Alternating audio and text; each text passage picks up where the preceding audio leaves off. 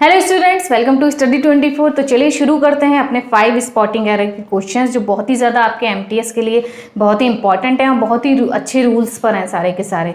बहुत बार मतलब इस टाइप के रूल पर क्वेश्चन आपके पूछे जाते हैं, रिपीट होते रहते हैं। ठीक है, तो चलिए फर्स्ट देखते हैं हमारा क्या है question. I can explain you the reason for the delay in executing your order. ठीक है, क्वेश्चन हमारा क्या कह रहा है कि आई can explain you the reason की मतलब आपका जो ऑर्डर है उसको एग्जीक्यूट करने में डिले क्यों हुई है, देरी क्यों हुई है, तो वो बता रहे हैं कि मैं तुम्हें समझाता हूँ। ठीक है, अब बताइए कौन सा क्वेश्चन में मतलब कौन से ऑप्शन में आपकी एरर आ रही है, ए बी सी या फिर डी पार्ट में।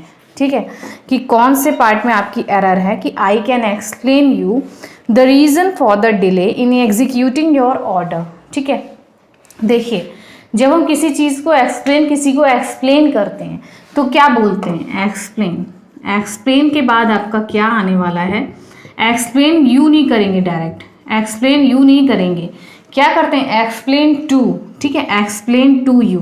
ठीक है, एक्सप्लेन के बाद आपका टू प्रपोजिशन आता है, उसके बाद आपका यू आएगा। ठीक है, टू प्रपोजिशन आएगा, उसके बाद एक्सप्लेन अपने साथ क्या लेता है, एक्सप्लेन लेता है अपने साथ एक्सप्लेन टू प्रपोजिशन लेगा। तो यहाँ पर जो ए पार्ट है आपका, ए पार्ट में आपका क्या हो जाएगा, एरर हो जाएगी कि एक्सप्लेन के बाद इन्होंने कोई प्रपोजिशन नहीं दे रखा है।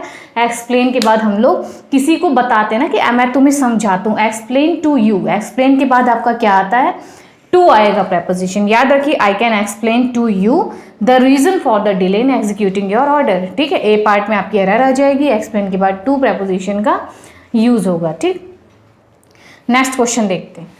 नेक्स्ट क्या है आपका कि they left their luggages at the railway station. ठीक है, कि उन्होंने क्या है, दे लेफ्ट देयर लगेजेस, कि अपना सामान छोड़ दिया है, luggages at the railway station. Luggages क्या मतलब क्या हो गया, सामान भाई अपना छोड़ दिया है, लगेज छोड़ दिया है रेलवे स्टेशन पर। ठीक, बहुतों का तो वैसे छोड़ता कौन होगा, वैसे छोड़ दिया है उन्होंने, बहुतों का तो छूट जाता है, ट्रेन में से वही सामान ऊपर ही रह गया, ट्रेन में ही रह गया, वे भाग रहे हैं या ट्रेन चेन पुल हो रही है उनकी। ठीक है, चेन पुल करते हैं या सामान लेते हैं भाग के। तो they left their luggages at the railway station, तो वो छोड़ आए अपने सामान रेलवे स्टेशन पर। तो यहाँ पर क्या एरर आएगी, देखिए यहाँ पर नाउन से रिलेटेड आपकी एरर है। देखिए जो लगेज होता है, लगेज ये क्या है आपका, दिस इज अ अनकाउंटेबल। ठीक है, दिस इज अ अनकाउंटेबल आपका नाउन है, अनकाउंटेबल नाउन है आपका। ठीक है, अनकाउंटेबल, लगेज को आप काउंट नहीं कर सकते हैं, एन अनकाउंटेबल नाउन है ये। ठीक है, लगेज जिसको हम लोग नहीं गिन सकते हैं, और अनकाउंटेबल का हम लोग कभी भी प्लूरल नहीं बनाते हैं। अनकाउंटेबल नाउन है, इसका प्लूरल हम लोग नहीं बनाते हैं, अनकाउंटेबल का प्लूरल नहीं बनाते हैं। तो इन्होंने जो लगेज का रखा, लगेजेस कर दिया है, तो ये लगेजेस नहीं होगा। आपका कौन से पार्ट में एरर आ जाएगी, लगेज रहेगा। एस जो इन्होंने लगा दिया इसको हम लोग हटा देंगे, क्योंकि ये क्या होता है, एक अनकाउंटेबल नाउन है। जैसे कि आपका फर्नीचर हो गया, तो फर्नीचर हम लोग ऐसे नहीं काउंट, 1 चेयर 2 चेयर तो बोलेंगे, लेकिन ओवरऑल जो फर्नीचर है उसको हम लोग फर्नीचर्स नहीं करेंगे। फर्नीचर भी आपका क्या है, अनकाउंटेबल नाउन है। लगेज हो गया, बैगेज हो गया, तो ये क्या होते हैं आपके, फर्नीचर हो गया। ये इस टाइप से और भी कुछ नाउन्स होते हैं आपके जिनका हम लोग प्लूरल नहीं बनाते हैं, अनकाउंटेबल नाउन होते हैं, ये उसी फॉर्म में आपके रहते हैं। तो लगेजेस नहीं होगा आपका, लगेज हो जाएगा, बी पार्ट में एरर आ जाएगी। ठीक है, अनकाउंटेबल नाउन है, इसको एस या एस लगाकर इसका प्लूरल नहीं बनाएंगे। They left their luggage at the railway station, luggages नहीं होगा, लगेज हो जाएगा। ठीक है, चलिए नेक्स्ट क्वेश्चन देखते हैं। It is high time we should leave for the airport otherwise we may miss our flight. ठीक है, कि मतलब यही समय है कि मतलब क्या कहा है कि वी शुड लीव द, मतलब हमें एयरपोर्ट के लिए निकलना चाहिए, निकले हम एयरपोर्ट के लिए, वरना हमारी क्या होगी, अदरवाइज मतलब क्या, वरना क्या होगा, we may miss our flight, हम अपनी फ्लाइट को मिस कर सकते हैं। तो बताइए कौन से पार्ट में एरर आ रही है आपकी, ए बी सी या फिर नो एरर है, कमेंट करके ज़रूर बताइए कि it is high time we should leave for the airport. ठीक है, otherwise we may miss our flight. देखिए जब भी आपका ये देखिए बहुत ही इंपॉर्टेंट रूल है, क्या रूल है आपका, कि आपका अगर दे रखा है इट इज़ हाई टाइम, क्या दे रखा है, इट इज़ हाई टाइम दे रखा है, या दे रखा है इट इज़ टाइम दे रखा है, इट इज़ टाइम दे रखा है। ठीक है, तो इनके साथ हम लोग कौन से टेंसेस का यूज़ करते हैं, इनके साथ हम लोग यूज़ करेंगे पास्ट इंडेफिनिट। ठीक है, यही समय है कि जब हम निकले एयरपोर्ट के लिए, ठीक है, जब हम निकले एयरपोर्ट के लिए, ठीक है। तो ये जो बनते हैं आपके it is high time, it is time, ये नोट कर लीजिए कि जब भी आपको ये कहीं भी मिले तो बस आपको सेंटेंस में क्या देखना है, वो आपका पास्ट इंडेफिनिट होना चाहिए। यहाँ पर क्या है, वी शुड लीव, इन्होंने शुड लगा दिया है, शुड नहीं लगेगा, बी वाले पार्ट में आपकी एरर आ जाएगी। ये जो शुड लीव लगाया है इन्होंने, शुड के बाद लीव लगा दिया है, इसको हम लोग पूरा कट कर देंगे और क्या करेंगे हम लोग, लेफ्ट, सिंपल लीव की सेकेंड फॉर्म आपकी आ जाएगी, लीव लेफ्ट। ठीक है, तो we left for the airport, otherwise we may miss our flight. ठीक है, लीव लेफ्ट लेफ्ट होती है ना, तो we left for the airport, otherwise we miss our flight. तो पास्ट इंडेफिनिट आपका बन गया सेंटेंस।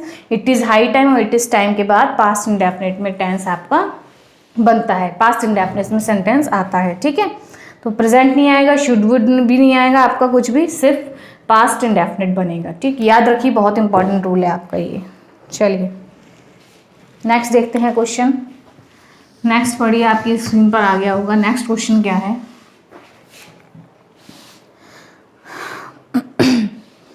नेक्स्ट है आपका, Deepa's mother has repeated asked him to lower the volume of his mobile. ठीक है, कि दीपा की जो मदर हैं वो क्या कह रही हैं कि रिपीटेड आस्क्ड, मतलब उससे बार बार क्या कह रही हैं, रिपीटेड मतलब क्या, बार बार कहना। आस्क्ड हिम, उससे क्या कह रही हैं कि लोअर द वॉल्यूम, कि अपने मोबाइल की आवाज़ कम कर लो, ये कह रही हैं। उसकी मदर क्या कह रही हैं बार बार कि अपने मोबाइल की जो है वॉल्यूम को कम कर लो। ठीक है, हर घर में यही होता है भाई, देखे पड़े हैं रील्स, देखे पड़े हैं और एकदम फुल वॉल्यूम है, तो मम्मी चिल्लाती हैं, किचन से भी काम कर रही होती हैं तो क्या कहती हैं, अरे जल्दी से आवाज़ कम कर ले वरना आके अभी फ़ोन ही छीन लेती हूँ तेरे हाथ से, फ़ोन छीन लेती हूँ। ठीक है, फ़ोन मम्मी छीन लेती हैं। तो मतलब इतनी तेज़ आवाज़ में कुछ लोग अपने रील्स बिल्कुल फुल वॉल्यूम में चल रहा है फ़ोन, पता नहीं क्या क्या रील चल रही है, क्या हो रहा है, तो मतलब फुल वॉल्यूम में किसी को बिल्कुल अपने गाने सुनने की बहुत वो रहती है। आसपास चाहे कितने भी लोग बैठे हो, एकदम भाई थोड़ी आवाज़ कम करके सुन लो। ठीक है, आसपास लोग बोल रहे हैं लेकिन उनके फ़ोन की वॉल्यूम एकदम फुल है, तो होते हैं बहुत से ऐसे लोग। तो दीपा की जो मदर है, दीपा भी उसमें से एक है, कि दीपा जो है बिल्कुल फुल वॉल्यूम में अपना फ़ोन चलाती है, एकदम रील्स देखेगी तो बिल्कुल फुल वॉल्यूम में देखेगी, वरना उसको क्या है, एकदम एक्साइटमेंट नहीं होता है, एक्साइटेड नहीं होती है, वो मज़ा नहीं आता उसको। तो दीपा की मदर क्या कह रही हैं, बार बार उससे कह रही हैं कि आवाज़ कम कर ले, आवाज़ कम कर ले। तो रिपीटेड आस्क्ड हिम, वर्ब आपकी क्या है यहाँ पर देखिए, वर्ब आपकी क्या है, आस्क्ड। मेन वर्ब क्या है आपकी, कि उससे बार बार कह रही हैं। ठीक है, मेन वर्ब आपकी आस्क्ड है। अब हमें क्या कहा है इन्होंने, आस्क्ड के पहले इन्होंने लगा दिया है रिपीटेड, रिपीटेड लगा दिया है, रिपीटेड। अब हमें रिपीटेड वर्ब को डिफाइन करने के लिए हमें क्या चाहिए होता है, एडवर्ब। क्या चाहिए होता है, एडवर्ब। ये वर्ब है, उससे कह रही हैं, कैसे कह रही हैं, बार बार कह रही हैं, रिपीटेडली। क्या आना चाहिए आपका एडवर्ब, रिपीटेडली। क्या आएगा, रिपीटेडली, रिपीटेडली। ठीक है, रिपीटेड नहीं होगा, रिपीटेड नहीं करेंगे हम लोग, रिपीट का इसका क्या बनाएंगे, एडवर्ब बनाएंगे, कि रेपिटेडली उससे बार बार कह रही हैं, रेपिटेडली आस्क्ड हिम, कि बार बार उससे कह रही हैं कि लोअर द वॉल्यूम। ठीक है, वर्ब को डिफाइन करने के लिए हमें एडवर्ब चाहिए होता है। रिपीटेड उन्होंने फिर से वर्ब बना दिया है, इसको पता नहीं क्या बना दिया है। ठीक है, तो इन्होंने ये रिपीटेड है, ये एडवर्ब नहीं होता है, रिपीटेडली एडवर्ब होता है आपका। ठीक है, तो रेपिटेडली हम लोग कर लेंगे कि रेपिटेडली बार बार क्या कह रही हैं कि लोअर द वॉल्यूम। ठीक, तो बी पार्ट में आपकी एरर हो जाएगी। कौन से पार्ट में एरर हो जाएगी, बी पार्ट में। एलवाई लगा लीजिए आप लोग, बस एडवर्ब चाहिए था आपका, वर्ब को डिफाइन करने के लिए हमें क्या चाहिए होता है, एडवर्ब। चलिए नेक्स्ट क्वेश्चन देखते हैं। Where did you kept, where did you kept the sack of wheat that I bought from the market. ठीक है, कि मतलब सैक मतलब क्या हो गया, बोरा, मतलब गेहूं का जो बोरा मैंने मार्केट से खरीदा था। वेयर डिड यू आपने कहाँ रख दिया है, तुमने कहाँ पर रख दिया है। Where did you kept the sack of wheat that I bought from the market. ठीक है, ये कहा गया है क्वेश्चन कि आपने गेहूं का जो बोरा था, थैला था, उसको कहाँ रखा। ठीक है, कहाँ रखा है, बताइए कहाँ पर आपकी एरर आ रही है। क्वेश्चन ध्यान से पढ़िए, कमेंट करके ज़रूर बताइए आपका क्या आंसर आ रहा है क्वेश्चन में, कितने करेक्ट आ रहे हैं आपके, कैसी तैयारी आपकी चल रही है। थोड़ा सा ना कमेंट बॉक्स में फिल किया करिए, कमेंट बॉक्स एकदम खाली रहता है, आप लोग कोई रिप्लाई नहीं करते हैं कि कितने क्वेश्चन सही हो रहे हैं, आपकी कैसे तैयारी चल रही है, क्वेश्चंस कैसे लग रहे हैं आपको, प्लीज़ बताया करिए थोड़ा बहुत। देखिए, where did you kept the sack of where, ठीक है।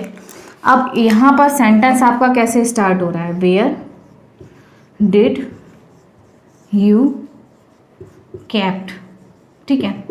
अब आपका डिड लग गया है, इंटरोगेटिव सेंटेंस है, वेयर के बाद डिड आया, डिड लग गया है, ये आपका क्या सेंटेंस है, पास्ट इंडेफिनिट का।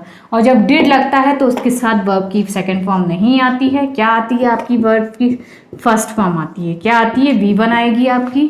तो ए पार्ट में आपकी एरर हो जाएगी कि वेयर डिड यू कीप होगा, ठीक है, डिड के साथ कैप्ट नहीं है, डिड नॉट कैप्ट होगा या डिड नॉट कैप्ट नहीं करते हैं, ठीक है। डिड लग गया है तो वर्ब की फर्स्ट फॉर्म ही आनी है, ठीक है। तो वेयर डिड यू कैप्ट नहीं होगा, वेयर डिड यू कीप होगा, क्या होगा, कैप्ट नहीं होगा, फर्स्ट फॉर्म हम लोग लगाएंगे, ठीक है। Where did you keep the sack of it that I bought from the market, ठीक, समझ गए आप लोग। डिड लगा है इसलिए हम अब V2 नहीं लगाएंगे, पास्ट इंडेफिनिट का टेंस है लेकिन V2 नहीं लगाएंगे क्योंकि हमारा डिड लग चुका है, क्योंकि हमारा इंटरोगेटिव सेंटेंस है। तो क्वेश्चन वर्ड के बाद हमारा वर्ब आएगी, हेल्पिंग वर्ब आएगी में, उसके बाद हमारा क्या आएगा, subject and then main verb, ठीक है। तो कीप आएगा आपका, कैप नहीं आएगा, ठीक। बहुत एरर आती है इस टाइप से कि भाई डिड है, कैप लगा दिया, पास्ट इंडेफिनिट बना दिया, सही है भाई, लेकिन क्या होता है इसमें आपको ये नहीं करना है। डिड लगा है, डिड के साथ हमेशा याद रखना है कि आपको टेंसेस तो पता ही होंगे, लेकिन इसमें क्या हो जाता है, थोड़ी सी मिस्टेक हो जाती है बच्चों से, कभी देखा अरे सही लगा है, टेंस तो पास्ट में बना है, सही लग रहा है, लेकिन वेयर डिड भी तो लगा है, डिड के साथ आपका वर्ब की सेकंड फॉर्म नहीं आएगी, ठीक है। तो ए पार्ट में एरर आ जाएगी आपकी। चलिए, तो ये आपके इंपॉर्टेंट क्वेश्चंस थे, आपको कैसे लगे, आई होप अच्छे लगे होंगे। आपके लिए सारे एमटीएस के लिए बहुत इंपॉर्टेंट क्वेश्चन हैं और बहुत इंपॉर्टेंट रूल्स पर हैं। आपको ये नहीं मिलेगा लैंग्वेज डिफरेंट होगी, लेकिन इस टाइप से क्या है क्वेश्चन आपको मिल सकते हैं देखने को। और अभी तक अगर आप लोग टेलीग्राम चैनल जो मेरा बना हुआ है, हम लोगों ने बनाया है SSC MTS का, वहाँ पर अगर आप अभी तक ज्वाइन नहीं हुए हैं तो प्लीज़ जाकर, लिंक मैंने डिस्क्रिप्शन बॉक्स में दे दिया है, वहाँ जाइए और वहाँ पर ऐड हो जाइए जाकर। आपको कोई प्रॉब्लम हो वहाँ पर आप कमेंट कर सकते हैं, मैसेज कर सकते हैं, ठीक है। कोई दिक्कत हो रही है तो वहाँ पर क्या आपको अपडेट्स भी मिलती रहती हैं, कोई प्रॉब्लम हो तो हम लोग वहाँ पर आपकी क्वेरी का आंसर भी देने के लिए रेडी हैं, ठीक है। आंसर देते हैं हम लोग वहाँ पर, तो वहाँ आप ऐड हो जाइए, ठीक है। आपको कैसे क्वेश्चंस चाहिए, कौन से टॉपिक पे आप पढ़ना चाहेंगे, तो ये सब बताया करिए, कमेंट बॉक्स में भी लिखा करिए, तो थोड़ा मोटिवेशन मिलता है कि हाँ भाई बच्चे पढ़ रहे हैं, अच्छा लग रहा है उनको, ठीक है। तो आप लोग प्लीज़ बताया करिए कैसे क्वेश्चंस लग रहे हैं, कितने सही हो रहे हैं आपके, ठीक। तो मिलती हूँ आपको नेक्स्ट वीडियो में ऐसे इंपॉर्टेंट क्वेश्चंस के साथ। तब तक वीडियोस देखते रहिए, वीडियो लाइक करिए, शेयर करिए। Thank you.